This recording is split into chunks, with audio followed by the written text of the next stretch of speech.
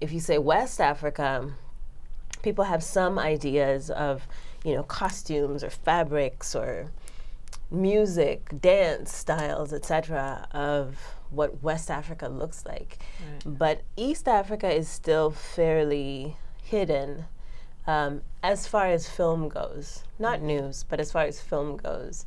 And so as an East African filmmaker, it's been sort of a personal mission to actually talk about people's lives, because that's where I come from. That's what I know is these incredible zany characters who most of them are just my family. That I most of my films I just talk about my family.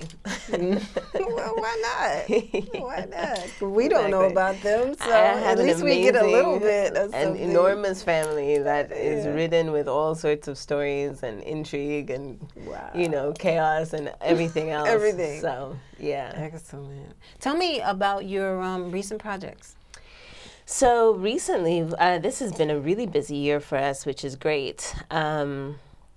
We released my first web series, one that I directed, was written by a dear friend, Mercedes Brazier Thurman, and it's called All My Friends Are Married. And it's a web series, is how we shot it and how we released it.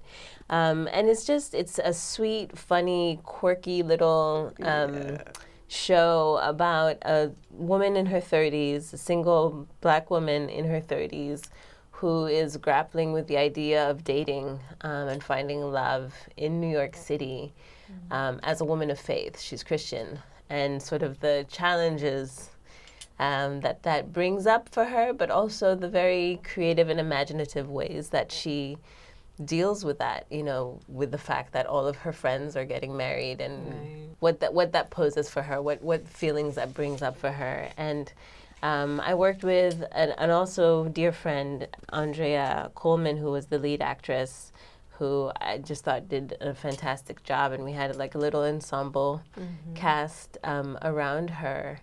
And we premiered at the end of April. Okay. So, just going on to episode 4 soon.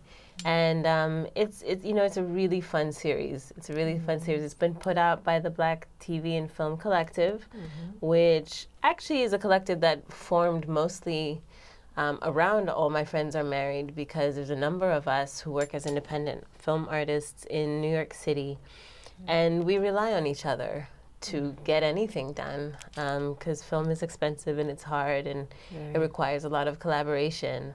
And so that was kind of what bore the film collective, and so this is the first web series, one of many that we're going to be releasing. So that was one project that we released this year. The other project that I'm working on this year is a short film that I wrote and directed, called Farewell Meu Amor, and it was a short film that was partly commissioned from a grant that I received last summer from an award. So it's going to premiere at the Zanzibar International Film Festival this year. Nice. And it stars Sahr Ngauja, who played Fela on the Broadway show, and Nana Mensah, who's an amazing actress, and she's very well known for her part in a very popular web series called An African City. And we shot in one day in Brooklyn, and it's an immigrant story about the love that's lost when this man's family finally gets their visa to come and join him in the United States. He has to say goodbye to the one family that he's had, which is his lover. So it's kind of a very somber love story, and exciting for me. It's the first time I've actually tackled a love story in film so far. Why is that? I've always wanted to, and I guess I have done love in different ways, or relationships in different ways. My previous film was a father-daughter adventure story, which was very much an ode to my father, but it's clearly a different kind of love, not a romantic love story. Right. And the film before that was sort of love in a time of war. So there's always some sort of tension around my relationships, it seems. I'm not really sure why. I'll have to psychoanalyze myself for that. But yeah, you know, I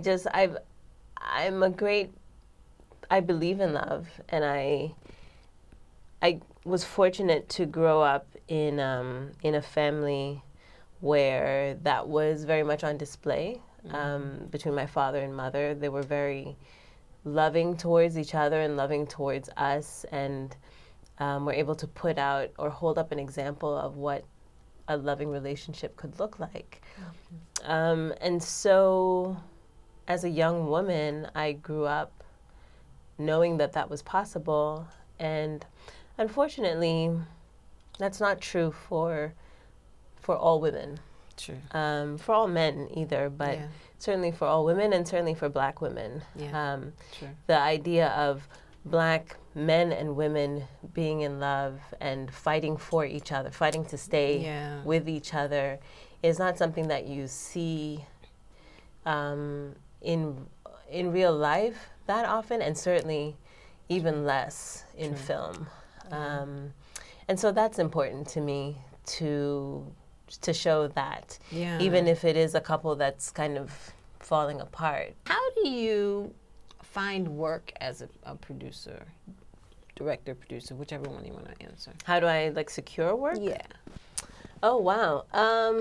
I don't. You don't? I don't.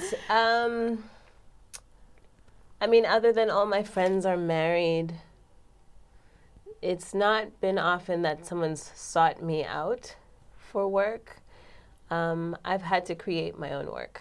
Okay, so all of them have been your own projects that you just gather people together for. Yeah, for the most part. I mean, you know, I went to art school. I went to film school in New York, and unlike, say, the business school or the law school or something, when you graduate, nobody shows up at commencement with job offers. There's no recruitment guy who shows up to be like, oh my God, you studied directing, that's so great, I have this position. Let's go. That does not happen. It really doesn't. You might have people recruiting for on-set PAs or some sort of free labor type situation, but nobody's recruiting you for a job.